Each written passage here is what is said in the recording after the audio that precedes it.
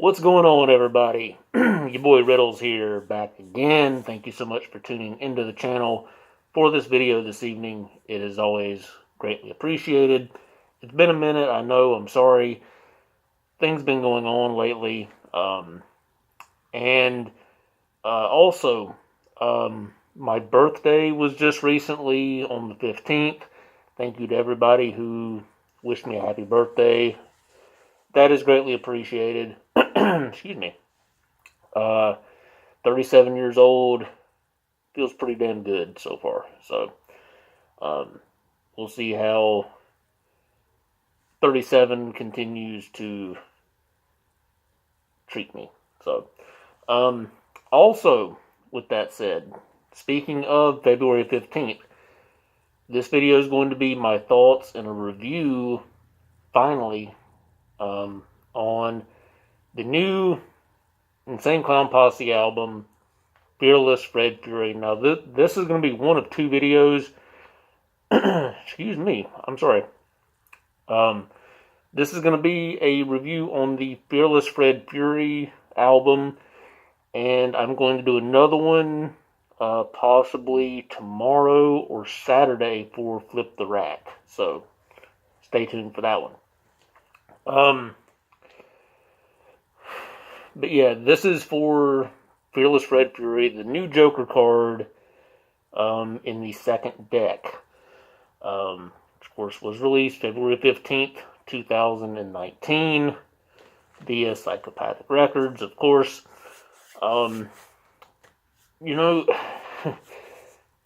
My first go around with this album, my first listen, I fucking hated this album. Not the entire thing. Like, the first 7 tracks were fucking great. Phenomenal, straight fire. Was feeling it, loving it, was getting into it. After the 7th track, Seriously Hilarious, we went into Game Over and the rest of the album. I was like, what the fuck is this shit? Seriously. It just, first go around, it just did nothing for me after that first part of the album. It just went downhill. But I thought, instead of coming on here after one listen and completely ripping this album to shreds, I would give it some time, give it a few more listens, let everything soak in, let everything digest, and get my thoughts in order before coming on here and giving my thoughts and a review on the album. So that's what I did. Now, I can honestly, after sitting here, giving it a few more listens, trying to let it grow on me some more, I can say now I don't totally hate this album, but I don't love it either. It's kind of a love-hate kind of thing. I still stand by what I said about the first 7 tracks. First 7 tracks, really good, really strong fire tracks. The intro, of course, going into detail about what and who Fearless Fred Fury is, as well as Flip the Rat. Red Fred, which goes into more detail about the story behind Fearless Fred Fury. Fury, which they also did a video for. I never got around to reviewing the video or giving my thoughts on that. Great video. If you haven't seen it, go and check it out. It's a great video. A purge, anarchy, end of the world, Armageddon kind of theme to it. It's really cool. So go and check that out if you haven't. And I love the song. It's probably my top favorite track on this album. West Burner Avenue was fucking catchy as hell. I love it. I love the beat. I love the hook. Great storytelling song. I love a good story, and ICP is like one of the masters at that. So West Burner Avenue, that's definitely up there um, as one of my favorites. What the fuck, WTF? Of course, that was the first single they released. I remember I did a review on that. Um, very reminiscent of the song "Terrible" off of Amazing Jackal Brothers, and "News at 6 o'clock" off of The Tempest. Just kind of the feel and the lyrics and message of the song. "Satellite." Uh, I don't know what I was really expecting out of this song, but after a couple listens, I really, really got into it. I love the message and the lyrics of the song. It's one of those you just have to go listen to. Of course, Seriously Hilarious. That was a hard-ass wicked track. I love that one, no doubt. Now, this is where the album, the first time, just kind of went downhill for me, into a fucking dumpster fire. Game Over. A song about a video game addiction, basically. I'm just like, what the fuck? I mean, this was on a fucking Joker card, for Christ's sake. But there again, the more that I've listened to it, no, it's not anywhere near one of my favorite tracks at all, but it's gotten to where it's passable, where I can listen to it and I can get a chuckle out of it, I guess. It's just there. Night of Red Rum. Of course, they had Night of the Axe off Carnival of Carnage. Night of the 44 off of the Wraith Hell's Pit. And now we have Night of Red Rum, kind of a trilogy of sorts with, those kind of themes. It's okay. Like I said, after a few listens, it's okay. Low. Still not feeling this track. They took because I'm an old school head. They took one of my favorite songs, going back to the old school, because I always listened to my parents' music, the stuff they listened to growing up, and they took one of my favorite songs ever and just fucking butchered it. In my opinion. They tried, but they fucking butchered it. Triple X was pretty cool. It's like Shaggy as a therapist, a psychiatrist or whatever, and he's talking to Violent J, who is playing a guy who has multiple personalities in his head, and he goes around killing people and doing horrible things. Nobody's Fault. Hate this fucking song. I just don't fucking like it. I don't know. Just can't get into it, not feeling it. They could have done without this song. Hothead. This is another song that really, really grew on me. This has got that, Hell's Pit, feel to it. Like something you would have heard off of Hell's Pit. I really like it. I like the hook. The hook is really catchy. Shimmer. Another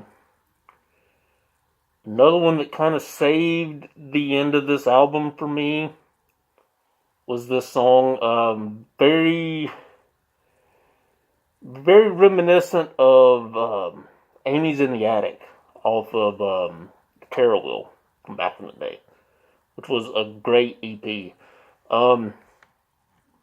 Freedom, another one of the songs I kind of have a love-hate thing for. Kind of took me back to the Mighty Death Pop with the song Forever. Kind of the feel that I get off of it. It's okay.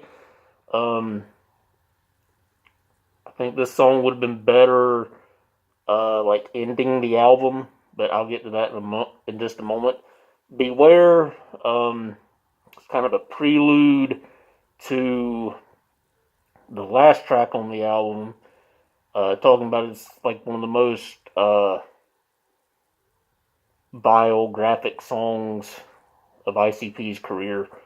Then it goes into the last song, I Like It Rough, which is basically, to me, something you would have heard off of like Terror Wheel. Or not Terror Wheel, well, maybe Terror Wheel.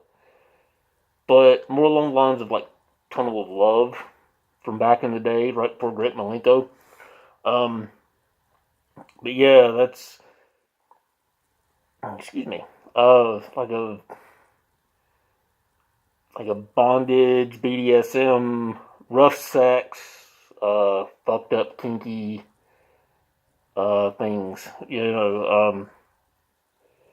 but yeah, ICP doesn't really ever